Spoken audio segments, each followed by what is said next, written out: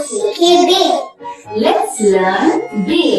बे के नीचे क्या होता है? एक नुक्ता। एक नुक्ता।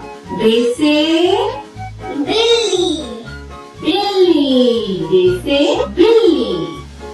बे से बादाम। बादाम। बे से बतख। बतख। बे से बैंगन। बैंगन। बे से बाल्टी। बाल्टी।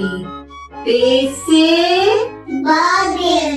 बादल। और बे से बारिश। बे से बल। बल। बे से बंदर। बंदर।